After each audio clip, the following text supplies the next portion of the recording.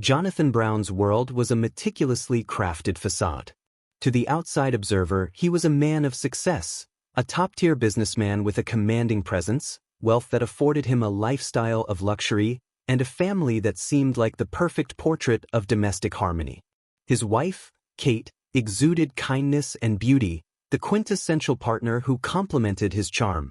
Together, they were the Browns, a family others aspired to emulate. Yet, beneath this polished surface lay cracks that would shatter the illusion in the most horrifying way. It all began when Jonathan decided to hire a live-in nanny for their two children, Sophia and Michael. Enter Eleanor Ellie Lawson, a 24-year-old woman fresh out of a struggling foster care system, eager to find stability. Ellie was quiet, reserved, and exceptionally attentive to the children. Her references were glowing, and she had an air of innocence that reassured Kate. Jonathan, however, was taken with Ellie in a different way. From the moment she arrived, there was a barely perceptible tension. Ellie's wide, expressive eyes and her vulnerability seemed to awaken something in Jonathan, a curiosity that he refused to name. He wasn't a man given to impulse or scandal. His control had been the bedrock of his success. But Ellie was a flame, flickering in a house that had grown too cold. One evening, after putting the children to bed, Kate found a photograph tucked in a drawer in Jonathan's study. It was an old image from before their marriage, showing him with a woman she didn't recognize. Her name, written on the back, was Rachel. That small discovery unearthed questions that Kate hadn't dared to ask in their 15 years together. When Kate confronted him, Jonathan brushed it off. "Just someone I used to know," he said, his voice tight with an edge that Kate had never heard before. But it wasn't just the photograph. She began noticing other things: late-night phone calls, abrupt disappearances from family dinners, and a growing distance that no longer felt like the usual preoccupation with work. Jonathan's temper, once rare, now flared unpredictably.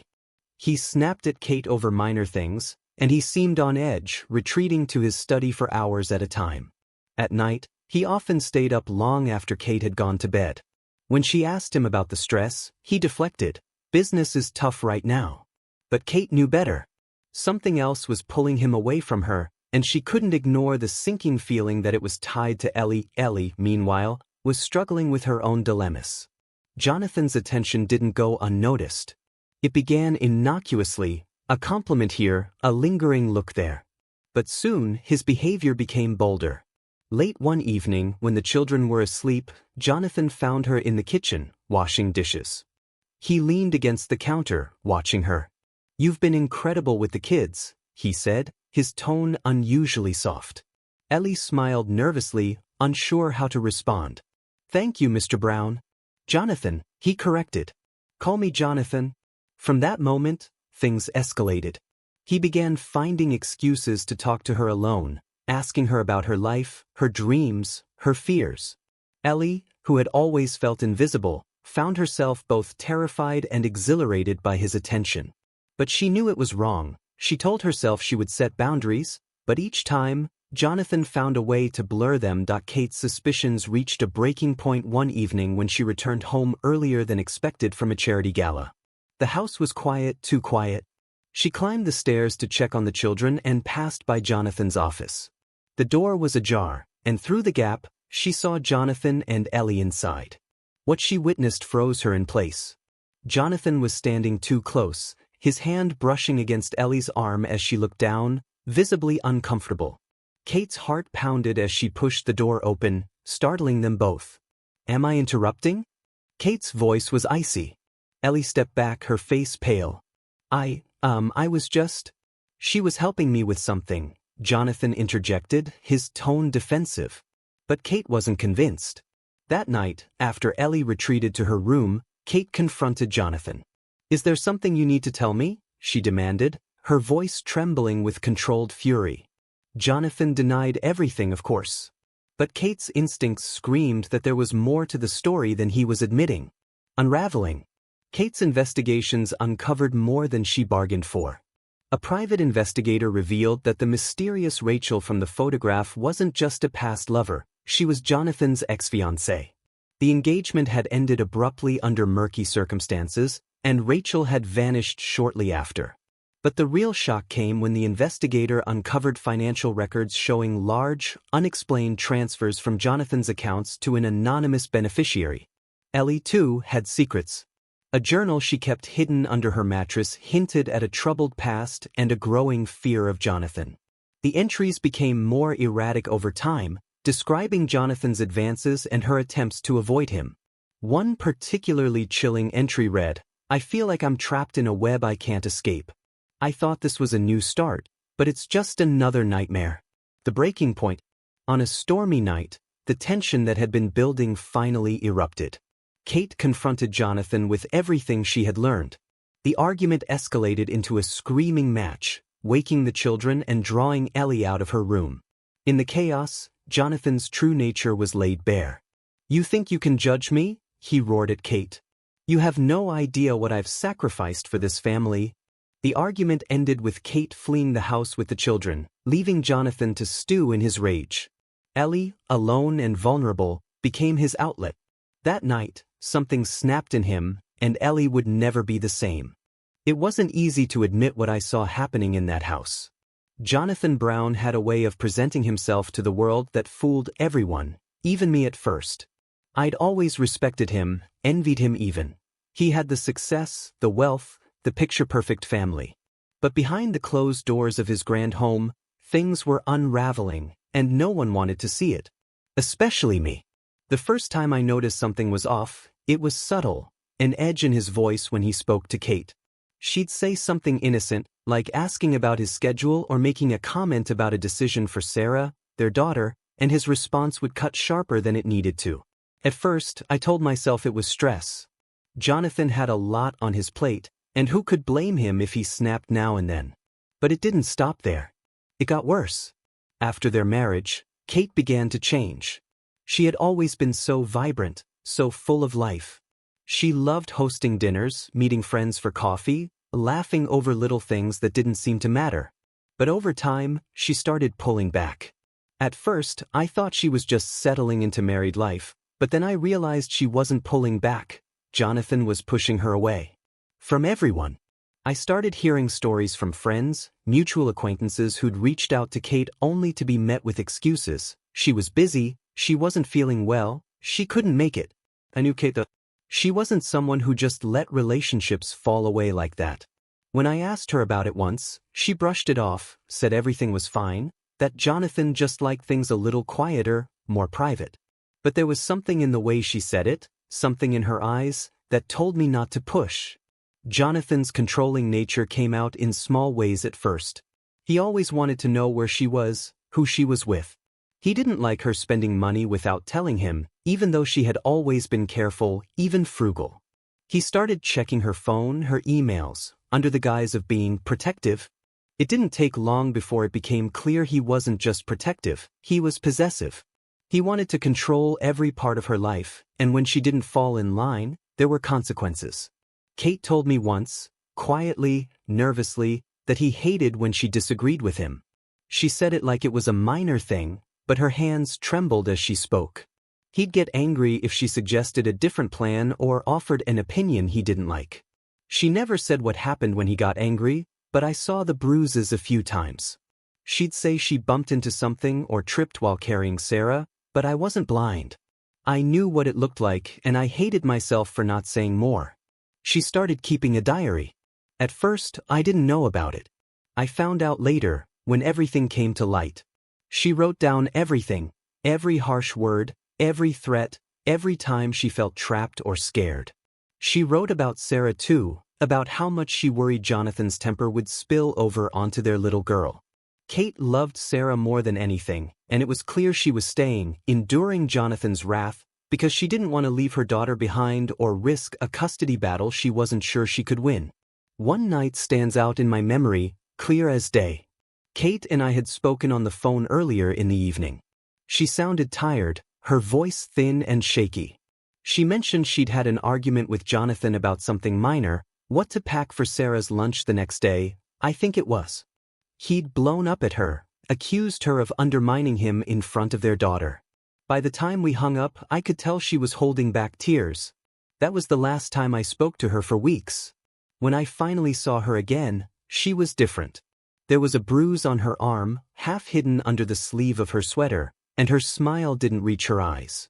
Sarah clung to her like a lifeline, and I couldn't help but notice the way Kate flinched when Jonathan walked into the room. He didn't even have to say anything. His presence alone was enough to put her on edge. I hated him in that moment, hated the way he held power over her, the way he made her shrink into herself. I remember thinking, this can't go on. Someone has to do something. But what could I do? Jonathan was powerful, respected. People liked him, trusted him. Who would believe me if I said anything?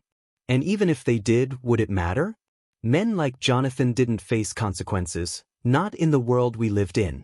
So I stayed quiet, just like everyone else, and I hate myself for that more than anything. Kate deserved better. Sarah deserved better. But Jonathan made sure they wouldn't get it. His control, his anger, it consumed him, and it consumed them too. By the time everything came crashing down, it was too late. The damage was done. And I'll carry the weight of my silence for the rest of my life. I never thought I'd see the day Kate found the strength to leave Jonathan. But she did, and for that, I admired her more than I ever had before. It's not easy to walk away from someone like him. Someone who thrives on control, someone who makes you question your own instincts until you don't even trust yourself anymore. But Kate wasn't just thinking about herself. She was thinking about Sarah. And that's what gave her the courage to act. It started with little steps. She began reaching out to people she hadn't spoken to in years, friends, old colleagues. She didn't say much about her plans, but I could tell she was laying the groundwork for something. She even contacted me a few times, asking questions that, on the surface, seemed innocent. Do you know any good family lawyers? Or, how hard is it to rent a place around here? I didn't press her. I knew better than to do that. Kate was careful, always watching her words, always thinking about what might happen if Jonathan found out. I remember the night she told me she was finally going to leave him. We were sitting in my car, parked on a quiet street. She wouldn't even let me come to her house, said it was too risky. Her hands were trembling as she spoke, her voice barely more than a whisper. I can't do it anymore, she said. I can't keep living like this. It's not just me, I'm scared for Sarah. He's starting to look at her the same way he used to look at me when things got bad. I won't let that happen. There was a fire in her voice that I hadn't heard in years. It was hope, I think. Hope that she could build a better life, that she could escape Jonathan's grasp and protect her daughter. But there was fear too. She knew what kind of man he was. She knew leaving him wouldn't be as simple as packing a bag and walking out the door. Kate decided to confront Jonathan directly. I told her it wasn't a good idea, that she should leave quietly while he was out of the house, and let the lawyers handle the rest. But Kate was stubborn. She said he deserved to know, that she wasn't going to slink away like a thief in the night. Looking back, I wish I had tried harder to stop her. I wish I had done something. She waited until Sarah was at school to bring it up. She told me later she thought it would be safer that way, that Jonathan might hold back if their daughter wasn't around to see it. But she underestimated just how deeply his anger ran. When she told him she was leaving, he laughed at first. That's what she said. It was this cold, dismissive laugh, like she'd just told him some ridiculous joke. He told her she wasn't going anywhere, that she was his wife and that meant she belonged to him. But Kate didn't back down. She told him she'd already spoken to a lawyer, that she had a plan, and that there was nothing he could do to stop her. That's when things turned. He snapped. She described it like a switch flipping, like all the warmth drained out of his face in an instant. He started yelling, calling her names I won't repeat here, accusing her of trying to ruin him, to take Sarah away from him. When she tried to leave the room, he grabbed her arm so hard it left a bruise. But Kate wasn't scared anymore, not the way she used to be. She told him to let go or she'd call the police. That only made him angrier. I'll tell everyone what you really are, he spat at her. You think you can just walk out on me? I'll ruin you. I'll make sure you never see Sarah again. You'll be nothing. That's when she realized he wasn't just angry, he was dangerous. She said she could see it in his eyes, that wild look, like he was capable of anything. She managed to pull away from him and ran for the door, but he caught up to her before she could get out. He shoved her against the wall so hard it knocked the wind out of her. And then he grabbed her by the throat. Kate thought she was going to die in that moment.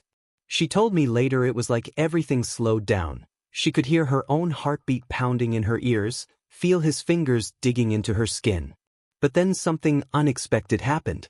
Sarah's voice broke through the chaos. She'd come home early from school and had seen what was happening. "Daddy, stop!" Sarah screamed. That one word was enough to snap Jonathan out of it. He let go of Kate and stumbled back, looking at his hands like he couldn't believe what he'd just done. Kate didn't wait around to see what would happen next. She grabbed Sarah, ran out the door, and didn't look back. When Kate showed up at my place that night, she looked like a ghost of herself. Her face was pale, her hands shaking, and her voice barely audible. She had Sarah with her, clutching her mother like she was afraid to let go. "He's going to come after us," Kate said. "I know he will."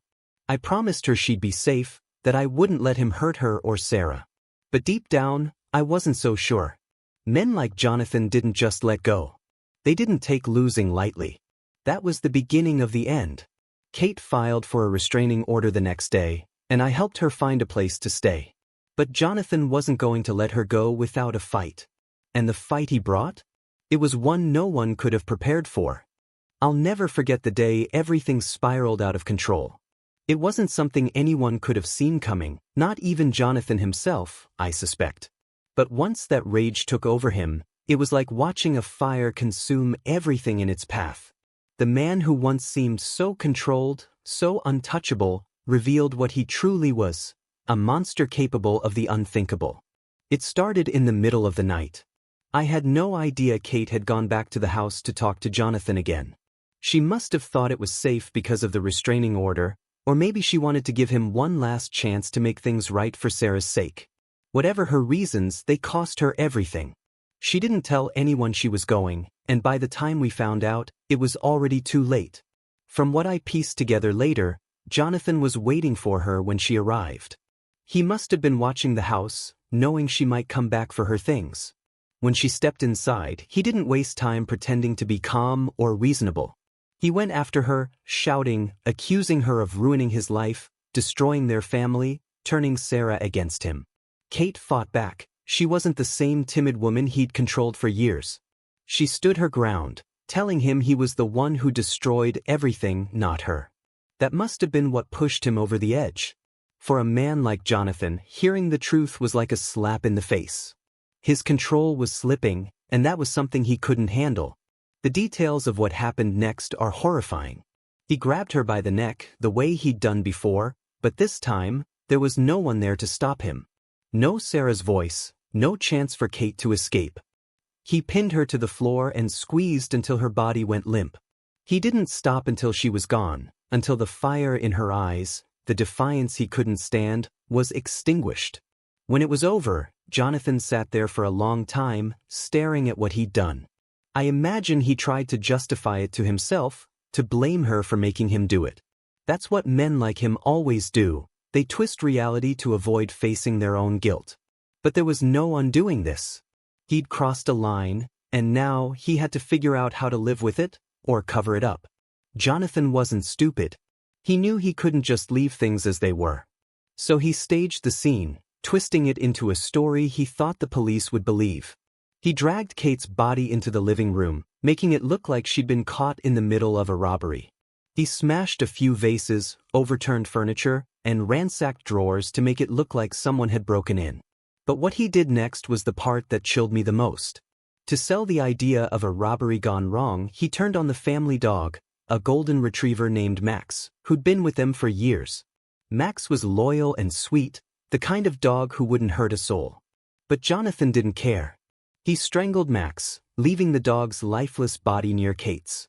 It was as if taking another innocent life was just part of the plan. And then, as if that wasn't enough, Jonathan took things a step further. He tied himself up, his wrists, his ankles, and positioned himself in the hallway. He had a knife nearby, just within reach, to make it look like he'd been overpowered and left for dead. It was all part of his story. He was the victim, the helpless husband who'd been attacked by intruders who killed his wife and dog. When he finally called the police, his voice was frantic, full of fake panic. "They came out of nowhere," he cried. "I couldn't stop them. They killed my wife. Oh God, please help me. The officers who arrived on the scene found exactly what Jonathan wanted them to see: a devastated husband, bound and bruised, surrounded by the aftermath of a supposed home invasion. At first glance, it was convincing. The broken glass, the scattered belongings, the horror of Kate and Max's bodies. It all seemed to fit his story. But here's the thing about lies: they don't hold up under scrutiny. Jonathan had underestimated the detectives assigned to the case, especially one in particular, Detective Alana Ross. She'd seen too many crime scenes to be fooled by surface details. From the moment she stepped into that house, she knew something wasn't right. The so-called robbery was too clean. Valuables had been left untouched, the drawers weren't emptied the way they would have been in a real burglary, and there was no sign of forced entry. And Jonathan's injuries? Superficial at best. They looked staged, almost like he'd inflicted them on himself. What really gave him away, though, was Max. A detective later told me that killing a family pet in a staged robbery is something most criminals wouldn't bother with. It was overkill, unnecessary to the story he was trying to sell. But for Jonathan, it was a way to erase every trace of the life he'd destroyed. In his mind, it was all or nothing. The forensic team started piecing things together, and soon, the cracks in Jonathan's story became impossible to ignore. The knots he used to tie himself up were too perfect, almost as if they'd been done by someone who wasn't under duress. And the bruises on Kate's neck matched his hands exactly, a detail he hadn't considered in his rush to cover his tracks. Within days, Jonathan's carefully constructed alibi began to crumble. The police brought him in for questioning, and while he stuck to his story at first, it wasn't long before the evidence piled up against him. I wasn't surprised when he finally broke down and confessed. Men like him always think they're smarter than everyone else, until they're not. When I think about Kate now, I can't help but feel a mix of sorrow and rage. She tried so hard to free herself, to protect Sarah, to build a better life. But Jonathan couldn't let her go. He destroyed her, and for what? His pride? His need for control? The tragedy of it all is that Kate's death wasn't just a crime, it was the final act of a man who couldn't stand to lose. And now he's lost everything. Detective Sarah King had a reputation for being thorough, almost obsessive, when it came to solving cases. She didn't buy into theatrics or the emotional smoke screens people often threw up to cover their tracks. That's why, when she arrived at the Brown house, something about Jonathan's story didn't sit right with her. She'd seen real victims of home invasions before, people genuinely caught off guard, desperate, shaken to their core. Jonathan didn't fit that picture. He cried, sure, and his voice trembled when he recounted his version of events. But there was something too polished, too rehearsed about his demeanor. His tears stopped too quickly, his voice too controlled. And the scene itself, it screamed of someone trying too hard. The overturned furniture was too strategically placed, the valuables left untouched. And then there was Max, the family dog. That detail alone gnawed at Sarah. She'd seen criminals do a lot of heartless things, but killing a dog in a staged robbery? It was unnecessary. It was Max, in a way, who pointed Sarah in the right direction. She noticed his position near Kate's body and the lack of struggle marks around the house. A robbery that left 2 lives snuffed out but no real evidence of conflict? It didn't add up. That's when she started digging deeper. The diary. It was during a routine sweep of the house when one of her officers found it. A small, leather-bound journal tucked away in a dresser drawer in the bedroom Kate once shared with Jonathan. Sarah flipped through the pages carefully, reading the neat handwriting that catalogued a life hidden behind closed doors. Kate had written everything: her fears, the bruises she tried to hide, the moments when she felt trapped. And most importantly, her plans to leave. Kate wrote about Jonathan's temper, about how she feared what he might do if she ever tried to escape. There were pages filled with love for Sarah, a desperate kind of love that made her determined to protect her daughter, no matter what. As Sarah read, the story Jonathan had crafted began to unravel in her mind. The staged robbery wasn't just sloppy, it was a cover for the murder of a woman who had been fighting to break free. The diary became the cornerstone of the case. It was a voice from beyond the grave, telling the truth that Jonathan had tried to bury. The investigation. Jonathan's version of events fell apart under scrutiny. The self-inflicted injuries he used to support his story didn't match the violence he described. The marks on his wrists, supposedly from being tied up, were too clean and precise, done by a man in control, not someone under duress. And then there were the bruises on Kate's neck. They matched Jonathan's hands perfectly, the fingers lining up in a way no strangers ever could. Sarah also noticed his timeline didn't make sense. Surveillance cameras in the area showed no unknown vehicles near the house that night, no signs of forced entry, no evidence of strangers lurking nearby. Every piece of evidence pointed back to Jonathan. But it wasn't just physical evidence that unraveled him, it was the diary. When Sarah presented it during questioning, she watched as the color drained from Jonathan's face. She read him the passages aloud, forcing him to confront the words Kate had written about his anger, his violence, and her determination to leave him. Jonathan didn't interrupt. He didn't even try to defend himself. He just sat there, pale and silent. When he finally spoke, it wasn't to deny the crime. "I didn't mean to kill her," he said, his voice flat and emotionless. "I lost control." He explained how the argument had escalated, how Kate's defiance had pushed him over the edge. But Sarah didn't care about his excuses. Losing control wasn't an accident. It was a choice to silence the woman who dared to fight back.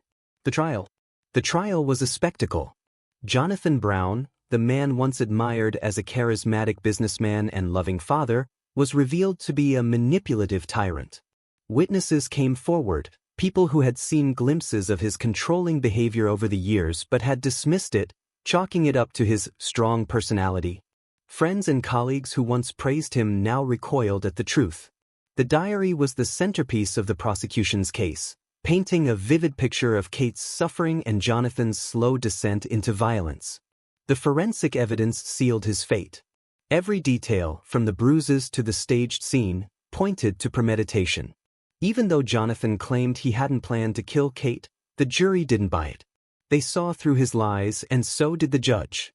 Jonathan was sentenced to life in prison without the possibility of parole.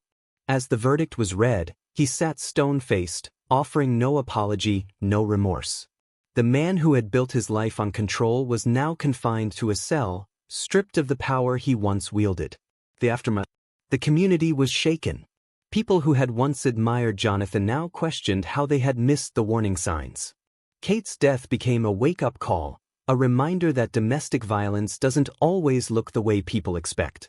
It's not always loud or obvious. Sometimes it's quiet, hidden behind the walls of a beautiful house. Kate's parents took custody of Sarah. They were determined to give her the life Kate had dreamed of, a life filled with love and safety, far from the shadow of her father's violence. They moved to a small town, away from the prying eyes of the media, and focused on helping Sarah heal. Kate's memory became more than just a tragedy. It became a symbol of quiet strength, a reminder that even in the darkest circumstances, there is hope. Her story inspired others to speak out, to recognize the signs of abuse and take action before it was too late. For me, it's something I'll never forget. Kate deserved so much more. She deserved freedom, happiness, and a chance to watch Sarah grow up. Instead, her life was stolen by a man who couldn't let go of his need to control. But in the end, Jonathan lost everything. And Kate? She became a voice for those who couldn't speak for themselves, a legacy of courage and resilience.